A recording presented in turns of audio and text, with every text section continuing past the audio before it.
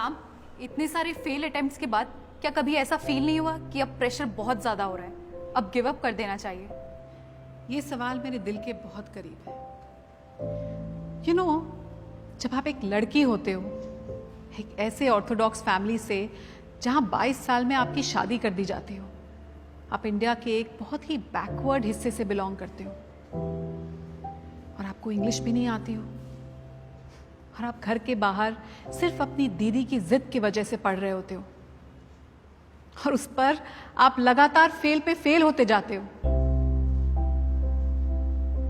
तो हाँ, हर रोज लगता था कि गिव अप कर दूं और शायद कर भी देती, एक्चुअली डेफिनेटली कर देती। पर उसी वक्त मुझे किसी ने एक बहुत अच्छी बात बताई। उस बात से मेरा एटीट्यूड 180 डिग्रीज फ्लिप कर गया। क्या आप वो बात सुनना चाहेंगे? तो एक स्टोरी सुनिए। 1981 में यूएस में एक प्रोफेसर थे, सेरेमिक्स पढ़ाते थे। उन्होंने एक एक्सपेरिमेंट किया, अपनी क्लास को 2 ग्रुप्स में बांट दिया और 10 दिन का वक्त दिया।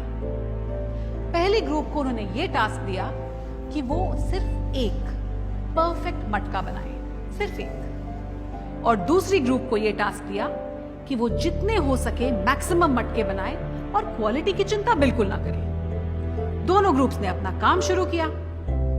10 दिन बाद जब रिजल्ट्स आए तो खुद प्रोफेसर ही हैरान हो गए, क्योंकि दूसरे ग्रुप ने न केवल पहले ग्रुप से ज्यादा मटके बनाए, बल्कि हर मटका was better looking, was almost perfect.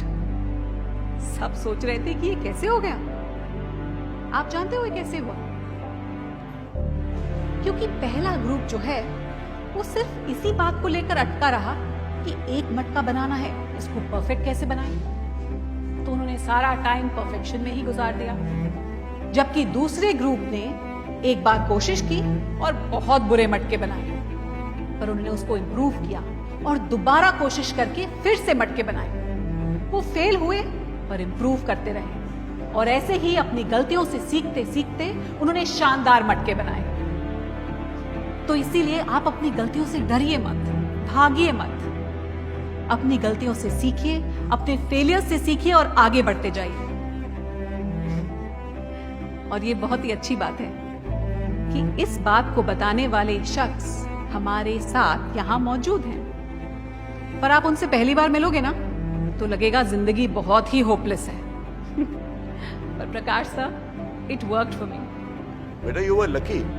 अगर ये पॉटवेयर एक्सपेरिमेंट मैंने पहले पढ़ लिया होता तो मैं भी अपना चौथा अटेम्प्ट देता और फिर आज पोडियम पर तुम्हारी जगह मैं खड़ा होता। पर इट्स ओके सर। जो फेल होता है ना, वही बता सकता है कि कहां गलतियां न करें। कभी कभी आपका सबसे खराब खिलाड़ी देश का सबसे अच्छा कोच बन जाता है। क्यों? एवरेज प्लेयर ही बोलते थे बेटा। तो आप सब डटे रहिए, फेलियर से मत भागिए, क्योंकि फेलियर ही आपको सिखाता है और फेलियर ही आईएएस बनाता है। आप सब लोग पोएम्स तो पढ़ते होंगे मोटिवेट होने के लिए। तो मेरा एक फेवरेट पोएम, ये एक फेवरेट पंक्ति आप लोगों के साथ शेयर करती हूँ कि कौन कहता है आसमान में सुराख हो नहीं सकता। कौन कहता है कि आसमान में सुराख हो नहीं सकता। एक पत्थर तो तबीयत से उछालो यारो। हाँ।